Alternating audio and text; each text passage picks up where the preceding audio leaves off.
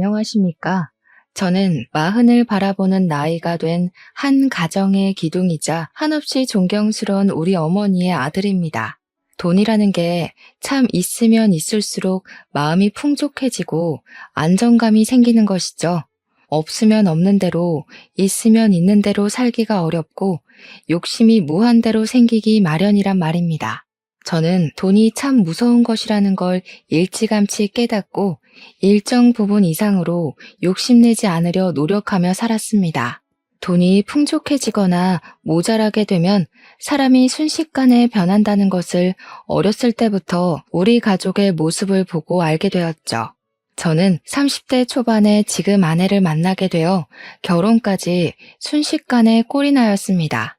우리 아내는 부모님이 계시지 않았고 꽤 이른 나이에 혼자가 되어 스스로를 보살피며 컸다고 했습니다. 고등학생이던 시절 어머니를 잃고 아버지는 알코올 중독자가 되어 하루하루를 술로 달래며 사셨다고 했습니다. 모종의 사건으로 인해 치료감 호소에 들어가게 되었고 알코올 중독 치료를 받던 도중 간이 급격하게 굳어가며 사망하게 되었다는 이야기를 아내에게 전해들었죠. 자세하게 이야기하지 않았기 때문에 대충 굵직한 일들만 알고 있었지만 그 이야기만 들어도 아내가 얼마나 불우한 학창 시절을 보냈는지 가늠할 수 있었습니다. 우리 아내는 참 길을 잃어버린 사람처럼 살았다고 하더라고요. 아르바이트를 통해서 딱 먹고 살 정도로만 돈을 벌었다고 하더군요. 그도 그럴 것이 고등학생 시절에 두 부모를 잃었는데 직장에 다닐 수도 없고 아르바이트로 버는 돈이 뻔하지 않습니까? 게다가 아무것도 모르는 학생들을 악덕 업주들이 얼마나 등쳐먹었을지 상상이 되더군요. 아내의 하루는 참으로 고단하다 하였습니다. 학교에 가서 밀린 잠을 자고 학교 수업이 모조리 끝난 오후 시간부터 패스트푸드점 24시간 뼈해장국집 설거지, 아침에 요구르트 배달까지 했다고 하더군요. 집에서는 겨우 3, 4시간 쪽잠을 자고 학교에서 수업 시간 내내 졸았다고 하니 당연히 공부에는 전혀 시간을 쏟지 않았다고 했습니다. 어머니가 돌아가셨을 때 아주 조금 받은 보험금으로 작은 달방 월세를 내고 살다가 고깃집에서 아르바이트를 하던 시절에 저를 알게 된 것이었습니다. 저는 지방에서 학창 시절을 보내고 대학을 서울로 오게 되어 서울에서 자리를 잡고 취직까지 한 상태였죠. 원룸을 얻어서 혼자 살고 있었기 때문에 대부분 저녁을 바깥에서 해결했는데 그날은 집 앞에 있는 고깃집에서 대학 친구들과 회포를 풀던 날이었습니다. 새초롬하게 생겨서 하나로 질끈 묶은 여자가 가느다란 팔뚝으로 된장찌개 뚝배기 5-6개를 한 번에 서빙하는 게 눈이 가더군요. 그러던 어느 날 같은 원룸에 살고 있는지 몰랐던 아내가 퇴근하고 집에 돌아오는 저랑 현관 입구 앞에서 딱 부딪히게 된 겁니다. 아내의 얼굴이 사색이 되어 있고 시퍼렇게 질려서 덜덜 떠는 걸 보고는 이거 보통 일이 아니구나 싶어서 아내를 붙잡았죠. 도둑이라도 들었냐, 나쁜 일이라도 당한 거냐, 경찰에 신고를 해줄까 하면서 괜찮으니까 말해보라고 덜덜 떠는 아내를 안고 달래주었습니다. 밀어낼 법도 한데 정신이 오죽 없었는지 제가 끌어안고 있는데도 벌벌 떨면서 집에라는 말만 반복하더라고요. 집에 도둑이 있냐고 마침 현관 입구 앞에 놓인 장우산이 보이길래 우산을 들고 몇 호로 가면 되냐고 비장하게 물었죠. 그러자 아내가 하는 말이 도둑이 아니라 바퀴벌레가 집에서 나왔다고 하는 겁니다. 순간 허탈한 마음도 잠시 웃음이 피식 나오더군요. 저한테 얼마나 컸는지 아냐며 잡아달라고 애원을 하길래 알겠다고 아내의 집으로 가게 되었습니다. 아니나 다를까 반지하층에 살고 있었던 아내의 집에 가끔 벌레가 기어들어온다고 하더라고요. 그때까지만 해도 아내가 돈이 없어서 반지하에 살고 있다는 생각을 전혀 못했던지라 부모님께 말씀드려서 위층으로 이사를 가라고 해버렸죠. 아내는 멋쩍게 웃으면서 그냥 벌레나 잡고 가달라고 하더라고요. 사색이 되었던 아내 얼굴이 눈에 밟히기도 했고 그 뒤로도 몇 번이나 아내의 집에 찾아가 벌레를 잡아주었습니다. 저한테 매번 이러는 건 아니라며 크고 날개가 달린 것들은 도저히 무서워서 죽일 수가 없다고 하더라고요. 벌레는 끔찍하게 싫다고 진저리를 치는데 그 모습이 귀여워서 큰 벌레가 나오면 언제든지 잡아주겠다고 연락하라고 휴대폰 번호도 알려주었습니다. 아내는 고맙다고 나중에 고깃집에 놀러 오면 된장찌개를 서비스로 주겠다고 이야기를 하더라고요. 여름에는 아무래도 창문을 열어두는 경우가 있으니까 벌레가 들어오기 더 쉬울 것 같아서 창틀에 약도 다 뿌려주고 했습니다. 아내랑 저는 벌레를 통해 친해지게 되었고 그 후로도 종종 아내가 아르바이트하는 고깃집에 가서 밥을 먹었습니다. 아내가 서빙을 하는 경우는 진짜 손님이 넘치게 많을 때만 가끔 도와주는 거고 평소에는 주방에서 일을 한다고 하더라고요. 요리 하나는 기가 막히게 한다면서 제가 갈 때마다 계란찜이랑 된장국수, 찌개를 서비스로 줬는데 진짜 너무 맛있는 겁니다. 그 맛을 잊기 힘들어서 생각날 때면 가끔 고깃집에 찾아가서 시켜 먹곤 했는데 사이드 메뉴를 시키려면 고기를 또 주문해야 하잖아요. 혼자 시켜 먹기에는 너무 양이 많고 고깃값이 부담되기도 하고 그래서 일을 어쩌나 싶었죠. 아내의 집에 일주일에 한 번 벌레 약에 죽은 놈들을 처리해주러 가야 했기에 그냥 대놓고 물어보았습니다. 벌레를 잡아주는 대신 가끔 집에서 된장찌개도 좀 해주고 국수도 말아주고 하면 안 되냐고. 그게 너무 맛있다고 말이죠. 그랬더니 아내가 박수를 짝 치면서 완전히 가능하죠 하면서 안 그래도 뭘로 보답하는 게 좋을까 고민했었다면서 당장 밥 해주겠다고 하더라고요. 그렇게 우리 집에서 같이 밥도 먹고 그러다가 자연스럽게 눈도 맞고 연애도 시작하게 되었습니다. 그때까지만 해도 아내의 속사정은 몰랐기 때문에 실수를 몇 번 하긴 했죠. 아내가 속내를 털어놓고 나서야 진짜 힘들게 살았었구나 하는 걸 알게 되어 조금 부끄럽기도 했습니다. 제 인생은 나름 순탄하고 꽃길만 밟고 그랬거든요. 아내는 저보다 4살이나 어렸지만 생활력이 강한 사람이었고 이 사람의 집이 어떻고 조건이 어떻든 간에 함께 하고 싶다는 마음이 절절하게 들었습니다. 아내와 만난 지 몇 개월 지나지 않아 저는 아내에게 청혼을 했고 결혼을 하기로 약속했습니다. 아내는 자신만의 가정을 꼭 꾸리고 싶었다면서 저에게 청혼해줘서 고맙다는 말을 했습니다. 저와 아내는 사이좋게 손을 잡고 우리 고향집을 찾아가게 되었습니다. 우리 고향집은 그 지역 토박이었던 부모님께서 땅을 사서 바닥을 고르고 손수 벽돌을 올려 지으신 집이었습니다. 우리 아버지께서 어린 시절부터 고생하시면서 자수성가하신 분이셨는데 당시 고향 땅값이 그리 비싼 편은 아니었습니다. 개발이 되지 않은 낙후된 지역이기도 했고 평야만 만개한 그런 동네였거든요. 아버지는 토박이셨기에 그곳에서 평생 살기로 마음을 먹으셨고 돈이 생길 때마다 한 푼, 두 푼 모아 고향 땅을 사들이고 있었습니다. 나중에 자식들, 손주들 모두 한 동네에 모여 살기를 꿈꾸시며 모은 땅이셨죠. 그런데 그 지역이 신도시로 지정이 되면서 개발이 되고 땅값이 어마어마하게 오르기 시작한 겁니다. 대기업 공장부터 시작해서 평야뿐인 땅에 신식 쇼핑몰에 호텔에 각종 편의시설까지 없는 게 없는 동네가 되어버린 거죠. 당연히 그 일대 땅을 가지고 있던 아버지는 떼부자가 되었고 고향에 상가 건물을 2채나 올리게 되었습니다. 이제 결혼해서 손주들만 떡하니 안겨주면 된다고 말씀하시던 아버지께 제가 만나는 아가씨를 데리고 가겠다고 하니 아주 난리가 난 거죠. 저희 어머니는 상다리 부러지게 음식도 직접 하시고 아버지는 터미널까지 외제차를 직접 끌고 나오셨고요. 그 차로 말할 것 같으면 평소에는 애지중지 하셔가지고 배터리 방전만 되지 않게 시동만 살포시 거는 그런 차였거든요. 그런 외제차를 타고 집 앞에 딱 도착했는데 우리 집이 진짜 낡았거든요. 아버지께서 손수 지은 집이라 그런지 손볼 곳도 많은 집이었고 정말 노후된 벽돌집이었어요. 우리 아내는 아버지께서 땅을 팔아 부를 축적하셨다는 걸 전혀 몰랐으니까 저한테 슬쩍 물어보더라고요. 혹시 우리 집이 카푸어 집은 아니냐고요. 그래서 그게 무슨 소린가 했더니 차는 누가 봐도 관리가 잘 된 번쩍번쩍한 슈퍼카인데 집이 너무 후져서 그런 것이었죠. 빚내서 차만 좋은 걸 끌고 다니는 건 아닌가 슬쩍 걱정이 됐대요.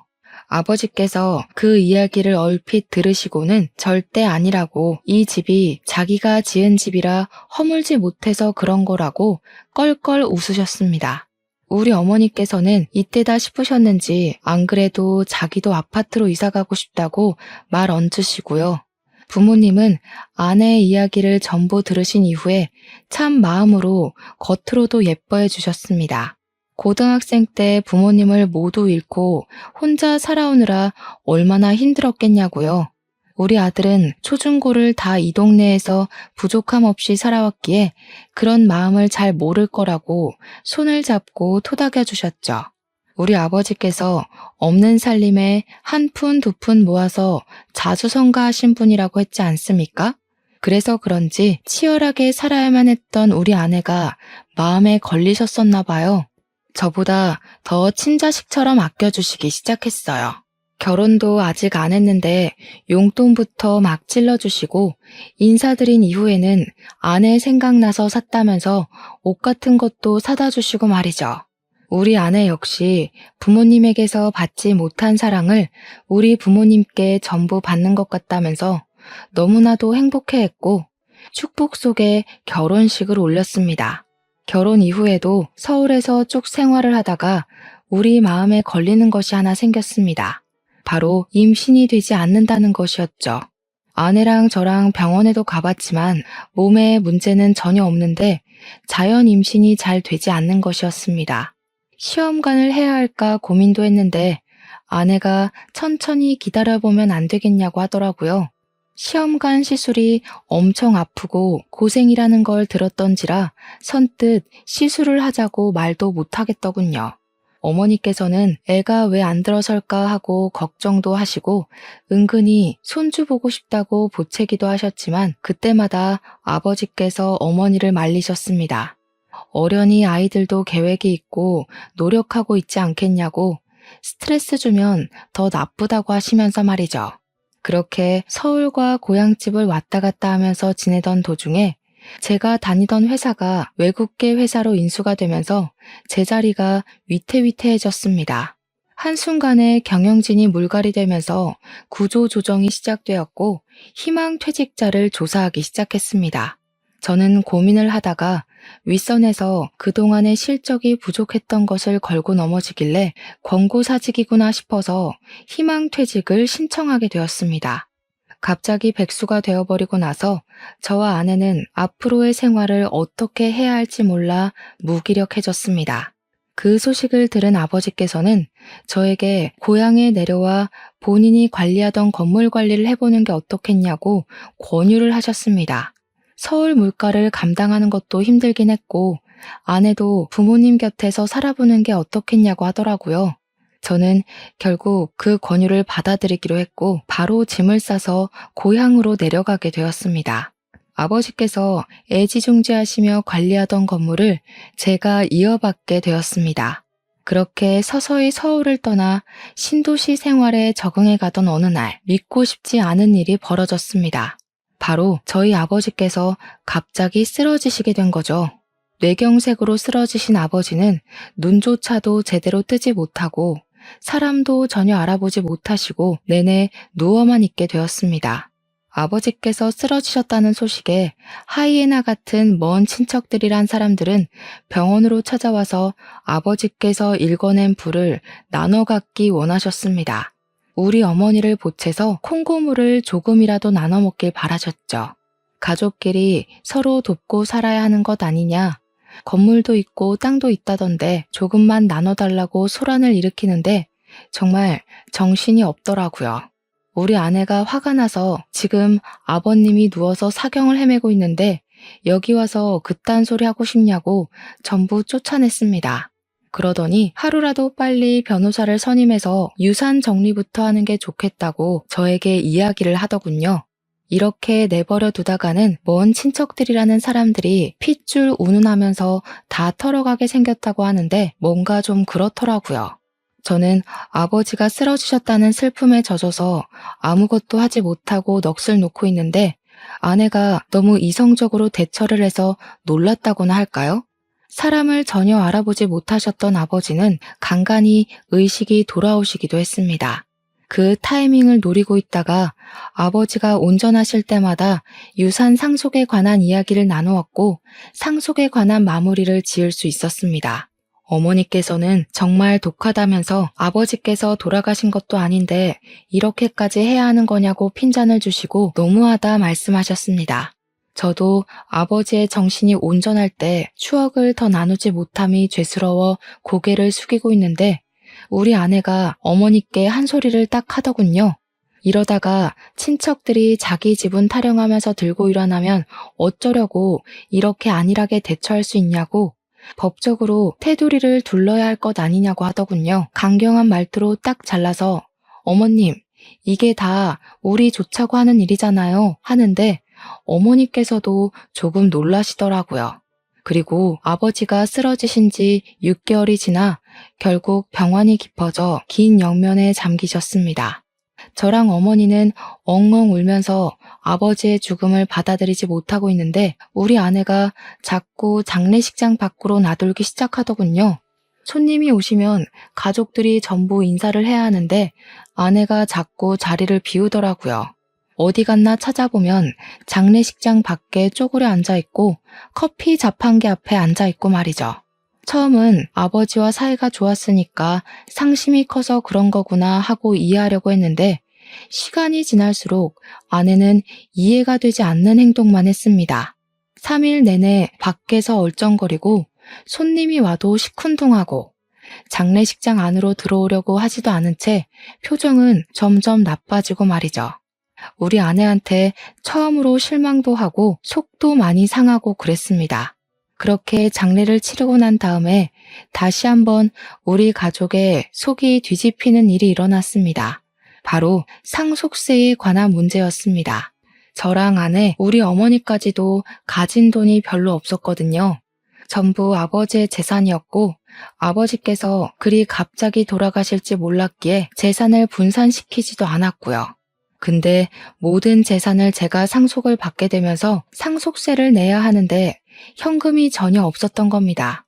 결국 아버지의 건물 한 채를 금매로 팔아야만 세금을 낼 수 있다는 걸 알고 그 건물을 팔아버렸죠.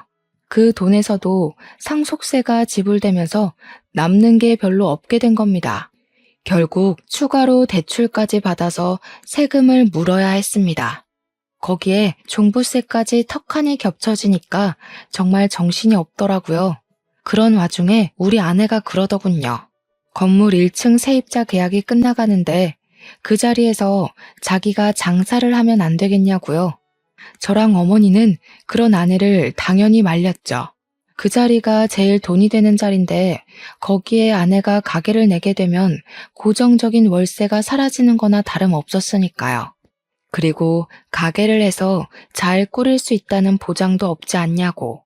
아내에게 그건 아닌 것 같다고 했더니 아내가 저한테 씩씩거리면서 화를 내더라고요. 자기한테 그만큼의 투자도 해줄 수 없는 것이냐며 왜 못 해준다는 말만 반복하냐고요. 잘 될지 망할지는 해봐야 아는 거 아니냐고 하면서 아버지께서 살아있었더라면 자기한테 그 자리를 주고도 남았을 거라고 말했습니다. 월세 몇백만 원이 아까워서 그런 거냐고 더 벌 수 있다고 호언장담을 하는 겁니다. 어머니께서는 머리 아프다고 하시며 부부 문제는 부부가 알아서 하라고 하시는데 아내는 끈질기게 저를 설득했습니다. 저는 결국 2달 뒤에 세입자가 계약이 끝나 나가고 그 자리에 아내 가게를 차려줄 수밖에 없었습니다. 저한테 지금 와서 취직이 되는 것도 아닐 거고 자영업밖에 할 수 있는 게 없지 않냐고 꾸준히 이야기를 하는데 저도 설득되고 만 것이죠. 아내는 고깃집에서 일했던 경력을 살려서 고깃집을 오픈하게 되었습니다. 오픈 초기에는 손님이 정말 많이 왔어요. 우리 아내 음식 솜씨가 정말 좋기도 했고 반찬들이나 사이드 음식들이 맛있어서 그런지 사람들이 점심에도 점심 메뉴를 먹으러 찾아왔었죠. 문제는 저희가 재료 단가에 눈퉁이 맞고 있었던 겁니다. 저렴한 고기를 웃돈 주고 사고 있었던 거죠.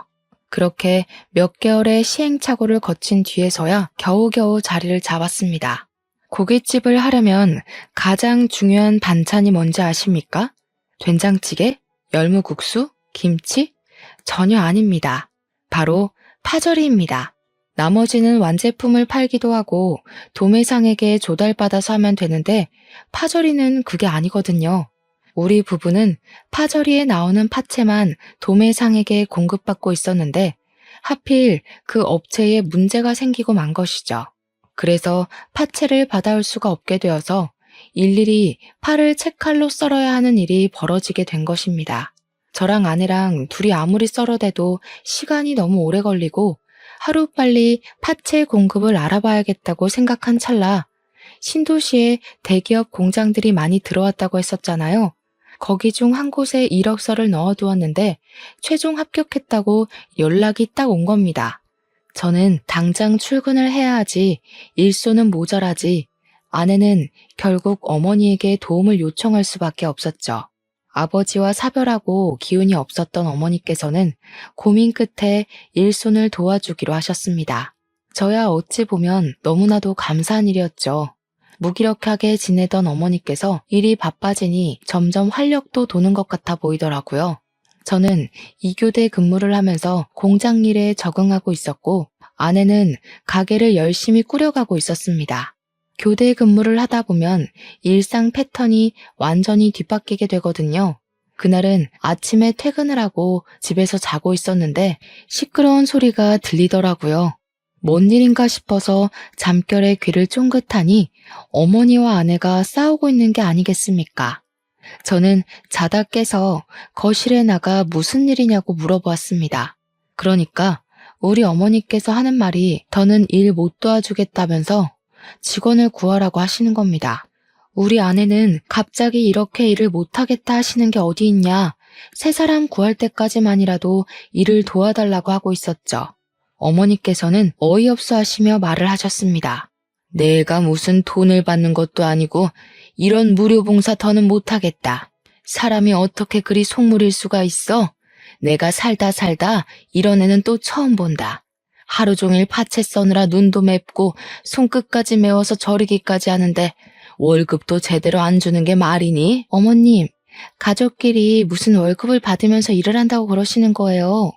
파채 써는 일만 아니면 사람 쓸 일도 없어요. 가게 사정 다 아시면서 돈 하는 게 너무 하시는 거죠. 제가 하루빨리 업체랑 계약해서 조달받던가 해야지. 왜 갑자기 파채들이 품절 현상이고 이러는 건지 정말. 저는 아무리 그래도 우리 어머니에게 월급은 제대로 주면서 일을 시키는 줄 알았단 말이죠. 무슨 일이냐고 자세하게 말을 해보라고 하기도 전에 줄줄 이야기를 하는데 머리가 어지러울 정도였습니다. 제가 가만히 있자 어머니께서도 씩씩거리면서 그게 다가 아니잖아 하면서 말을 이어나가시더군요. 그게 전부면 말을 하네. 밑반찬 만들어야 한다고 김치 담가, 샐러드 만들어 파채 썰어. 서빙까지 하는데 월급을 안 줬잖니. 일손 모자란다고 옆집 아줌마까지 끌어들여 놓고는 일당으로 3만 원 덜렁 주는 게 맞다고 생각하니 정말? 내가 옆집 아줌마 얼굴 보는 게 부끄러워서 고개를 못 들고 다녀. 제가 놀라서 아내에게 진짜냐고 물어보니 아내가 저를 표독스러운 얼굴로 바라보면서 말하더라고요. 그럼 어떡해? 가게 유지하는 비용이 한두 푼인 줄 알아? 우리도 먹고 살려면 인건비를 아껴야 한단 말이야. 그리고 5시간 설렁설렁 일하고 일당 3만 원 받으면 괜찮은 거 아닌가요? 아내의 계산법이 참으로 이상하다는 생각이 들었습니다. 최저시급이라는 게 존재하는 시대에 5시간에 3만 원이면 말이 안 되는 금액인 거죠. 거기다가 고깃집 일이라는 게 조금 힘든 것도 아니고 얼마나 노동인지 다들 아시지 않습니까? 저처럼 남자가 일하는 것도 힘에 부치는 일인데 아내에게 돈 가지고 짜게 구는 건 너무하다고 이야기를 했습니다. 그러니까 아내가 억울해하면서 집안을 위해 하는 일인데 자기한테만 뭐라고 한다면서 너무한 것 아니냐고 항변을 하더라고요. 저는 꿋꿋하게 살얼음판인 집안 분위기를 견뎌내며 출근을 했고 어머니께서는 다툼 이후에 고깃집으로 출근하는 것을 그만두셨습니다. 아내는 몇 번이나 어머니께 일을 좀 도와달라고 요청을 하다가 결국 안 되겠는지 새 직원을 구해서 쓰기 시작하더라고요. 하지만 월급도 짜고 할 일은 많고 하니 아르바이트생들이 며칠 견디지 못해 일을 그만두고 떨어져 나가기 시작했습니다. 자연스럽게 일손이 부족하니 식사가 점점 밀리게 되고 가게의 평판은 떨어지고 손님들이 찾지 않는 고깃집이 되고 말았습니다. 재고는 남아돌기 시작하는데 고기라는 게 유통기한이 긴 재료도 아니잖아요. 그러다 보니 빚만 점점 늘어나기 시작했습니다. 매출이 줄어드니까 당연히 우리 아내가 떠안아야 할 것들이 생기기 시작한 것이죠. 어느 날은 또 아내랑 어머니께서 다투고 있길래 무슨 일인지 물어보았습니다. 이야기를 들어보니까 어머니께서 한 달에 2번 주말에 하시는 봉사가 있으셨거든요.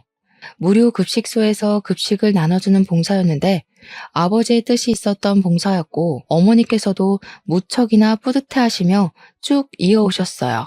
아버지께서 어린 시절 고생을 하시면서 배 골아 힘들었던 기억을 잊지 못해 시작한 봉사였습니다.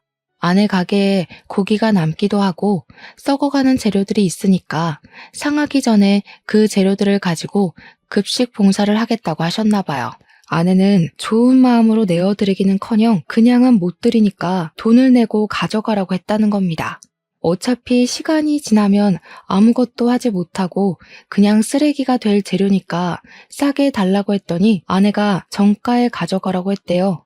글쎄 도매가도 아니고 가게에서 파는 정가의 유통기한에 가까워오는 고기를 가져가라고 하니 얼마나 기가 막힙니까?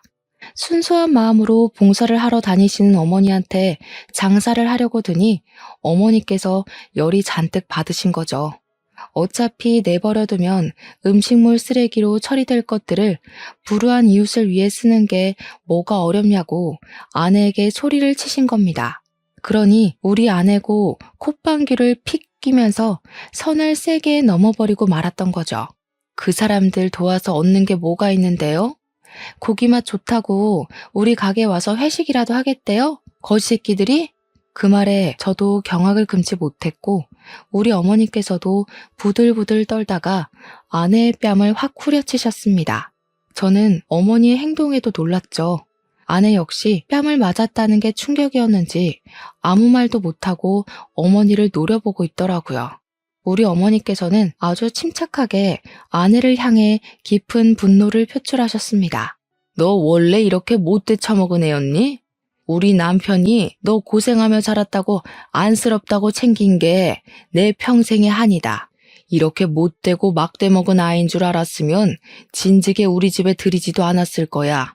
마음을 곱게 쓰지 않으니까 너에게 아이도 들어서지 않는 거야. 이 양심도 없는 계집애. 어머님, 어떻게 아이가 들어서지 않는 이유를 거기다가 갖다 붙여요? 마음을 곱게 쓰고 봉사를 하면 애가 들어선다고 누가 그래요? 꿈에 삼신할미라도 나와서 이야기를 해주시던가요? 어머니를 비꼬면서 또박또박 말대답을 하는데 그 꼴을 보고 있자니 제가 다 열이 받고 화가 나더라고요. 그래서 아내에게 소리치면서 이야기를 했죠. 우리 어머니한테 그게 무슨 발버릇이냐고요. 솔직히 내가 생각해도 너 너무 많이 변한 것 같다. 처음 만났을 땐 이렇게 돈 타령하는 애도 아니었다고 합니다. 당장 우리 어머니한테 사과하지 않으면 나도 강경하게 나가겠다고 하니까 아내가 저를 째려보더라고요. 무서울 줄 알고? 이제 공장 출근하면서 돈 좀 번다고 유세 떠는 거야 뭐야? 솔직히 당신이 나한테 해준 게 뭐가 있어? 내 일을 도와줬어, 뭘 해줬어? 타지에 와서 친구도 없이 괴로워하는 나한테 당신이 내 친구가 되어주긴 했어? 너무한 게 누군데? 물론 아내가 연고도 없는 동네로 내려와 심적으로 우울해하는 걸 알고 있어서 제가 얼마나 노력을 했는지 모릅니다. 시간이 될 때마다 밖에 돌아다니며 데이트를 하려고 했고 아내의 취미 생활도 이해하려고 노력했고요. 제 노력은 깡그리 무시를 하고 자기 잘못은 하나도 없다는 식으로 이야기를 하는데 그냥 넘어가면 안 되겠더라고요.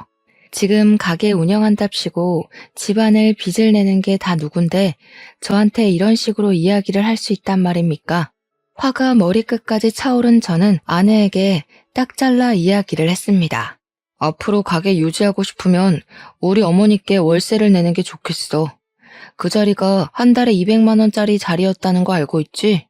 앞으로 매달 5일에 우리 어머니 통장으로 자릿세 200만 원씩 송금해. 지금까지 공짜로 그 자리 쓰게 해준 게 내 마지막 배려였으니까. 그러니 아내가 놀래서 기겁을 하더라고요.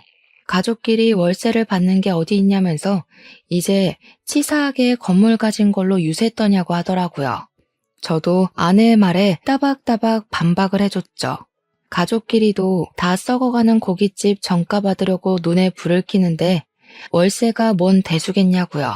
제가 논리적으로 반박을 하니까 아내가 인심 쓰듯이 우리 어머니께 그 재료들 전부 들고 가서 급식 봉사하는 데 쓰시라고 하더라고요. 기분은 기분대로 상하게 만들어 놓고 누굴 거짓 취급하는 건지 우리 어머니께서도 됐다고 하시더군요. 다 썩어가는 식재료 써봐야 좋은 소리 못 들을 거라며 도매상에게 신선한 재료 구입해서 쓸 거라고 하셨습니다.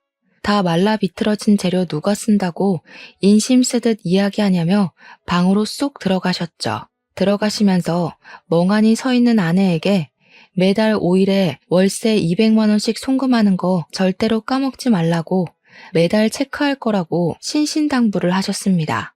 아내는 그 이후로 며칠 동안 아주 죽은 듯이 숨만 쉬면서 살았습니다. 가게에 출근할 때도 항상 요란스러웠던 아내가 발소리조차 죽이면서 깨갱하면서 다니더라고요.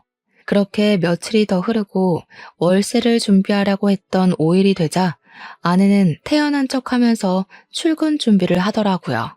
그때까지도 어머니나 저나 아내에게 월세 이야기를 한 번도 꺼내지 않았기 때문에 아내도 그냥 해본 소리나 보다 싶었나 봅니다. 5일 아침에 출근하려던 아내에게 어머니께서 월세 오늘 보내는 날인 거 까먹지 않았겠지? 하면서 물꼬를 트셨습니다. 아내가 월세라는 단어에 화들짝 놀라서 눈을 동그랗게 뜨고 어머님, 그 월세 진짜 받으시게요? 하면서 대꾸를 했죠. 어머니께서는 그럼 내가 없는 소리를 일부러 하겠냐고 월세 준비하라고 이야기를 하셨습니다. 아내는 지금 당장 200만 원이 어디 있겠냐고 어머니께 좀 봐주세요. 앞으로는 썩기 전에 재료 잘 드릴게요. 하고 나가더군요. 어머니께서 여기서 멈추셨다면 당연히 제가 사연을 적지 않았겠죠. 5일에 월세가 입금되지 않자 어머니께서는 6일 날이 밝자마자 바로 우체국으로 가셔서 아내에게 내용 증명을 보내셨습니다. 저도 어머니께서 그렇게까지 하실 줄은 상상도 못했지만 아내가 너무 경우 없이 굴었던 그날이 생각나서 잠자코 있었죠. 아내는 저에게 넌지시 내용 증명에 관한 이야기를 꺼내면서 진짜로 월세를 드려야 하는 거냐고 가족끼리 왜 이렇게 돈돈거리냐며 발을 동동 굴렀습니다. 저는 그런 아내에게 아무런 대꾸도 해주지 않고 싸늘한 눈빛만 보냈죠. 아내도 결국 느끼는 게 있었는지 보통 일로 끝날 것이 아니구나 싶었나 봅니다. 어떻게 구했는지 모르겠지만 아마 오기가 섞인 일인 것 같습니다. 200만 원을 어머니께 월세라고 떡하니 드리더군요. 일부러 저와 어머니 보라는 듯이 빳빳한 현금으로 인출해서 200만 원을 드리는 게 아니겠습니까? 어머니께서는 굳이 보여주기 식으로 이런 짓 하지 말고 편하게 계좌로 이체하라고 일침을 놓으셨습니다. 하지만 파리만 윙윙 날리는 가게에서 매달 월세 200만 원을 어떻게 마련할 수 있겠습니까? 첫 달, 두 달은 호승심에 고개 빳빳이 들고 다니더니 3개월째 되는 날부터는 눈밑이 퀭해져가지고는 어머니 방문 앞에서 전전긍긍 하더라고요. 퇴근하고 돌아온 저를 보더니 눈물을 찔끔 흘리면서 매달 월세 200만 원은 너무한 것 같다고 하더라고요. 자기가 잘못했다면서 이러다가 빚만 늘어나게 생겼다고 한 달에 가게 순이익이 200만 원이 안 되는데 어떻게 월세를 감당하냐고 하더라고요. 말을 하면서 감정이 확 올라왔는지 나중에는 엉엉 울면서 자기 대출 받아서 월세 내고 있는데 이자가 눈덩이라고 하는 겁니다. 한 번만 용서해달라고 어머니 방문 앞에서 막 두들기며 우는데 우리 어머니께서 인상을 팍 쓰시면서 나오셨죠. 월세 내라고 한 거 물을 마음 없다고 괘씸해서 이대로는 못 넘어간다고 엄포를 놓으셨습니다. 그동안 며느리랍시고 좋은 마음에 도와주고 해줬더니 당연한 줄 안다면서 저런 마음을 먹고 사는 애는 며느리라고 생각하고 싶지도 않다고 하셨죠. 아내는 손이 발이 되게 빌면서 뭐든 다 하겠다고 가게도 접으라면 접겠다고 눈덩이처럼 불어나는 이자가 무섭다고 했습니다. 시키는 대로 다 할 테니까 빚만 좀 갚게 도와달라고 하는데 솔직히 저도 제 아내인지라 마음이 편치 않더라고요. 제가 이도저도 못하고 있으니까 어머니께서 한숨을 푹 내쉬셨습니다. 그동안 당한 게 있어서 억울해서라도 여기서 멈추면 안 되는 건데 앞으로 시키는 거 다 하겠다고 했으니까 고민을 좀 해보겠다고요. 그러니 아내가 그동안 밀린 대금에 직원 월급도 줘야 하는데 밀려 있다고 하더라고요. 그 정도로 가게 장사가 안 되고 있었는지는 미처 몰랐던 터라 저도 좀 미안한 마음이 들었습니다. 제가 취직이 안 되던 시절에 아내가 고깃집으로 생활비를 벌어왔던 것도 그랬고 돈돈거리기 전에는 가족들에게 참 잘했던 아내였으니까요. 어머니께서는 가게를 정리하라고 하셨고 아내는 아무 말도 하지 않고 고개를 끄덕였습니다. 그리고 가게를 정리한 다음 주말에 급식 봉사를 같이 나가자고 하셨습니다. 그러면 여태 가게에 들어간 돈 정리를 해주겠다고 다음 달에 당장 갚아야 할 돈이랑 밀린 대금들을 처리할 수 있게 해주겠다고 하셨죠. 아내에게 별다른 선택지가 있겠습니까? 그냥 알겠다고만 했죠. 한 달 만에 가게 문을 닫아버리고 아내도 결심을 한 건지 정말로 어머니를 따라서 격주로 봉사를 다니기 시작했습니다. 처음에는 무료 급식일이 그렇게 고된 일인지 몰랐다면서 저를 붙잡고 앓는 소리를 내면서 죽겠다 죽겠다 하더라고요. 저도 몇 번 아버지 따라서 해봤는데 수백 명의 급식을 준비하는 일이 쉬울 리 있겠습니까? 아내에게 버텨내야 하는 수밖에 없다고 했죠. 처음에는 죽겠다고 하던 아내가 점점 요령이 생기고 재미가 붙었나 보더라고요.